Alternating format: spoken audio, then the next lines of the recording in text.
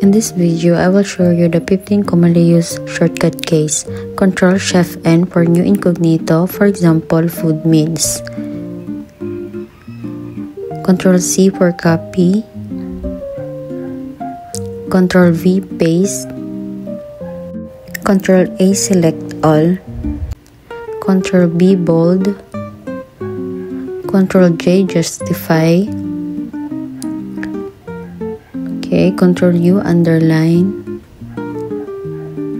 Control Z for undo. Control Y for redo. Control S save. Okay, save nato ni siya. For example, dari and then Window E File Explorer. Okay, so na siya na save. Alt tab for switch tab. Control R for refresh. Na siya, na-refresh na. Control W close tab. Ang close na to ni siya kay hama naman.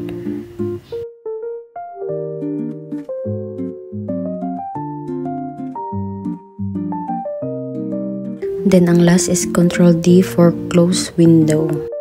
Then, there na po sa cloud file backup using Google Drive. First is add to sa Google Drive and then add more folders to sync. Add to sa download. Then, for example, kaning Angela, select folder and then done. So, i-save na to na siya. Save. So, paabot lang ta nga mo sync na siya.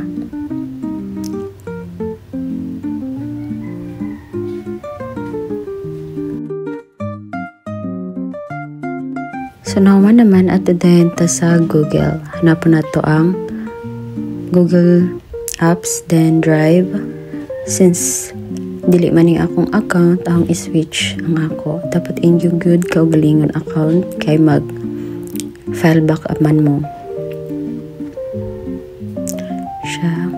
And then, ato ta sa computer. Na computer.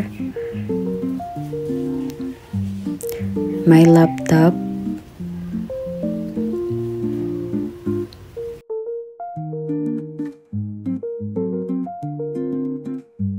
Click na to ang Angela. Okay, tapos dito sa file manager, sa downloads, then click na to ng Angela ang folder, and then i-delete na to na siya. Delete. Ito sa taas na siya. Ito sa delete. Okay, na-delete na. So, balik ta sa Google Drive. Diba, na-delete naman dito ha. Ato ta sa trash aning Google Drive. Trash. So, ato lang na siya restore.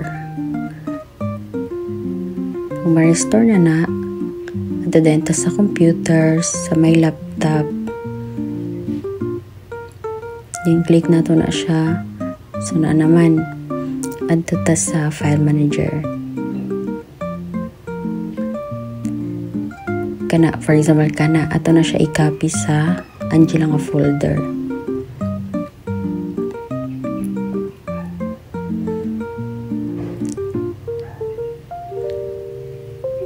Copy lang na to na siya. Copy and then sa Angela nga file paste na to na. Na naman. So, add to ta sa G Drive again. Tanaw na to, nagnaan na ba na siya dito? Nakopy ba na siya? Kaya diba, since nag-sync man ta ng atong mga file sa G Drive. Naana siya, diba? So, yung lang mag-cloud file backup using Google Drive. Thank you.